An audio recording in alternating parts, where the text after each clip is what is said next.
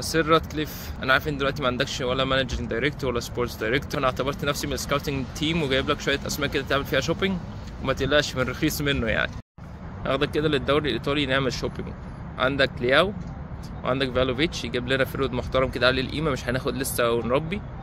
عندك ثيو هرنانديز ودي ماركو باك شمال لو حبيت. اللعبه دي هتيجي الدوري الانجليزي لو ضغطت عليها، بس هم مجددين مع انديتهم كل حاجه، لو ضغطت عليهم هيجوا.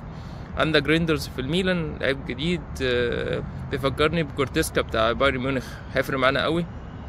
وعندنا ديكاتلايري بتاع اتلانتا اتاكينج ميدفيلدر، بص ارقامه حلوه ازاي، من احسن اتاكينج ميدفيلدر عندنا، اللي هو مفيش غيره اللي هو برونو فرنانديز. لو رحنا البوندس ليجا، او ده بيجوا من رخيص منه برضو، في جوراسي بتاع بروسيا دورتموند، ودول مضمونين يعني، اي فرود في دورتموند مضمون. بابيانج، هالاند، ليفاندوفسكي، فلو جبناه ده هيعمل شغل عالي.